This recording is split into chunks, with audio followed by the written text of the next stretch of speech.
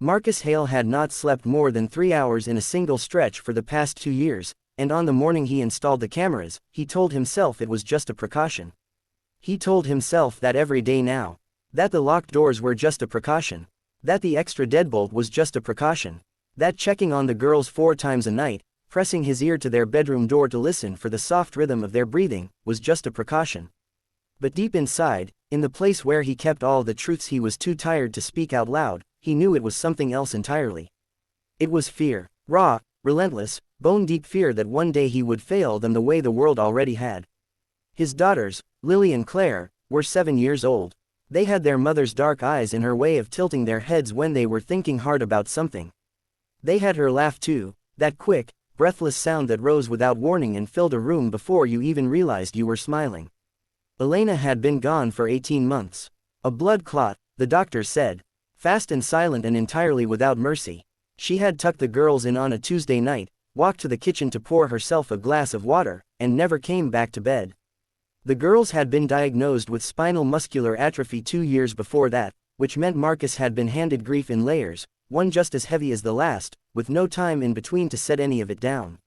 Lily and Claire could not walk. They could not dress themselves or bathe themselves or reach the things they wanted from the shelves Marcus had lined with their favorite books and small ceramic animals.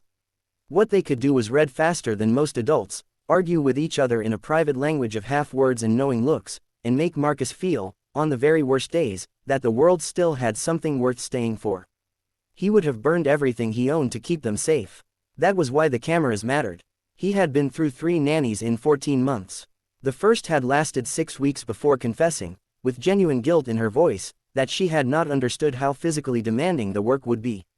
The second had been wonderful for 4 months and then relocated to be closer to her aging parents, and Marcus had understood but had also sat in his car in the hospital parking lot for 20 minutes before his shift, pressing his forehead against the steering wheel.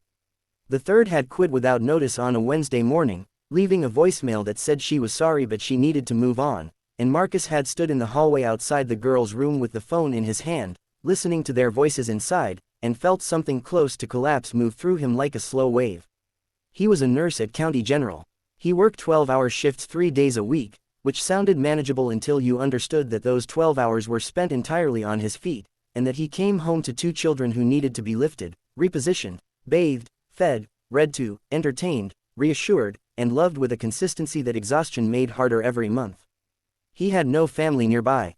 Elena's parents were elderly and in declining health themselves. His own mother called every Sunday and cried, which somehow made him feel worse. His friends, the ones from before, had slowly disappeared the way friends do when your life becomes something they cannot quite imagine joining, and he did not blame them because grief has a way of making even the most well-meaning people feel useless.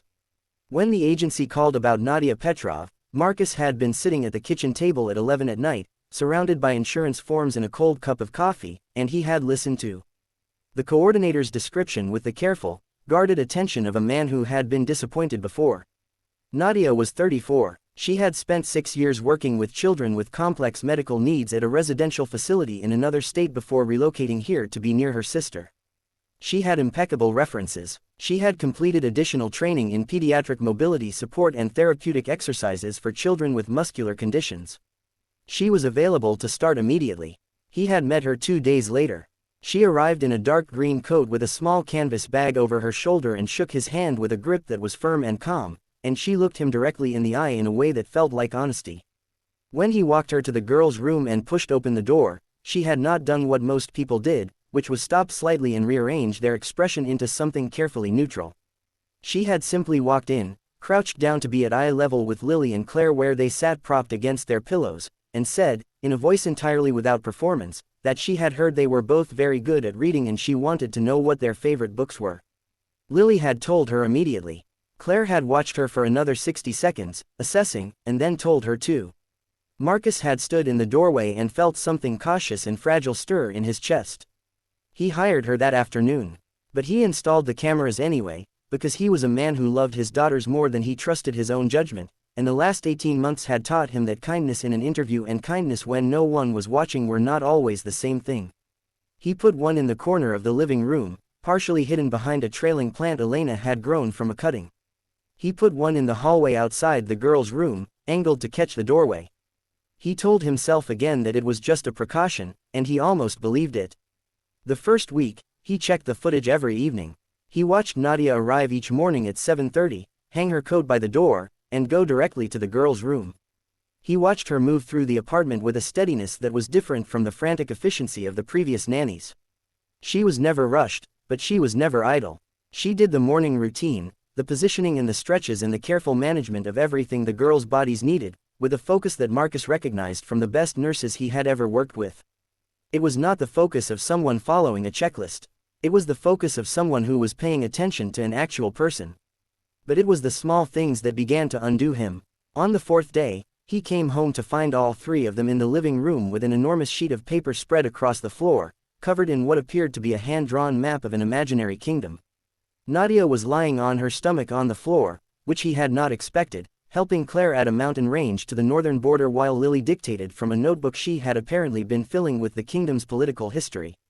There was paint on Nadia's sleeve and a small crown made of folded paper sitting crooked on her head, placed there, he would later learn, by Lily, who had appointed her the kingdom's minister of cartography.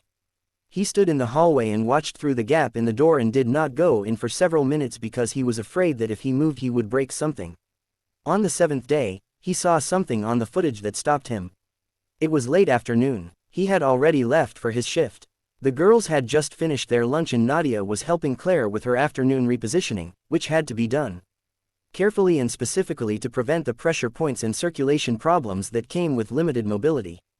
Claire sometimes cried during repositioning, not dramatically but quietly, with a controlled stillness that was somehow worse because it meant she had already learned to manage pain at 7 years old. Marcus watched the footage and saw Nadia finish the repositioning and then, instead of moving on to the next task, simply sit down beside Claire on the bed and begin talking to her in a low voice. He could not hear the words, but he watched Claire's face go from that tight, careful stillness to something looser, something young and unguarded, and then he watched his daughter start to laugh, that breathless, quick laugh that sounded exactly like Elena, and he had to set his phone down on the hospital break room table and stare at the ceiling for a moment before he could pick it up again. He did not know what Nadia had said, but whatever it was, it had found his daughter in the place where she kept her hurt and had done something gentle with it. The second week, he watched the footage less. Not because he had stopped caring, but because he had begun to feel something uncomfortable about it, a creeping sense that what he was watching no longer felt like a precaution. It felt like witnessing something private, something real. It was on a Thursday in the third week that he saw it. He was at work, between patients, checking the app on his phone out of habit, when the motion notification came through. It was 2 in the afternoon.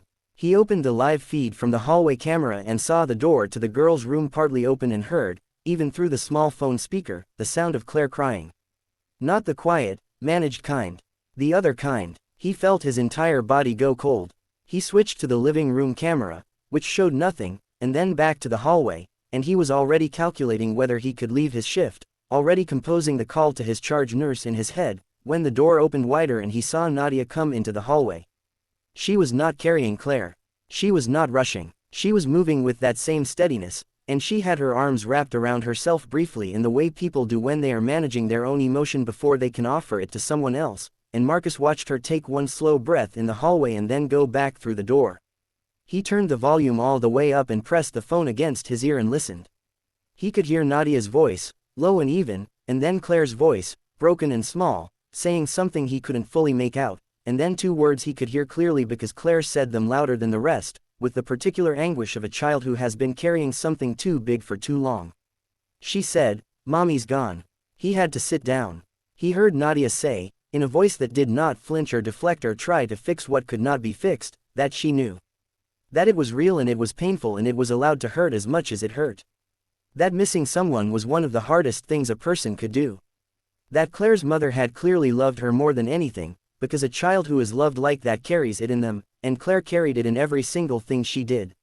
There was silence for a long moment, and then he heard Claire say, "Quieter now, does it get easier?" And he heard Nadia say, "It changes. It doesn't disappear, but the love stays." Marcus sat in the break room of County General with his phone pressed to his ear and wept in the way he had not allowed himself to weep since the funeral, shoulders shaking, entirely silent, the way men do when they have been holding something too heavy for too long and have finally, without planning to, set it down. When he came home that evening, The girls were already in bed and Nadia was in the kitchen washing up, and he stood in the doorway and told her he had heard what she had said to Claire that afternoon, and he told her he was sorry for having the cameras and he was sorry for not trusting her sooner, and he said thank you in the inadequate, overworked way that two words have of trying to carry the weight of everything that cannot be said. Nadia looked at him for a moment and then said, without any performance of humility, that he had nothing to apologize for. That he was a man trying to protect his children in the only way he knew how. That she would have done the same thing. He asked her how she always knew the right thing to say to them. She thought about it and then said that she didn't, not always. But she had learned a long time ago that children don't need someone to make their pain disappear. They need someone to sit with them in it and not be afraid of it. And she said, in a quieter voice, that she had lost her own mother young and no one had ever sat with her in it, and she had decided a long time ago that if she could give children one thing, it would be that. The knowledge that their grief was not too much for the adults around them. Marcus thought about his daughters, 7 years old, navigating bodies that did not cooperate and an absence that would never fully close, and he thought about all the ways the world asks children to make their pain smaller and more manageable for the comfort of the people around them, and he felt something in his chest unlocked that had been closed for a long, long time. He said goodnight. He checked on the girls. Lily was asleep with a book open on her chest and Claire was asleep with her hand curled near her face, the quiet, unguarded sleep of a child who has been heard. He stood between their beds in the dark for a while and then he leaned down and kissed them both very gently, and he thought about Elena, and he let it hurt, and he let it also be okay. He left the cameras where they were. But he stopped checking them every day. Because some kinds of watching are about fear, and some kinds are about love, and Marcus Hale was slowly, imperfectly, learning to tell the difference between the two. And perhaps that was the beginning of something. Not recovery, which was too clean a word for what the years ahead would require of him. But something quieter and more durable than recovery. Something that looked, from a distance, like a family finding its way back to itself. If you have ever loved someone so much it made you afraid, or if someone has ever sat with you in your pain and refused to look away, drop a word in the comments below. This story is for every parent carrying more than they show, and for every person who chooses, quietly and without applause, to stay.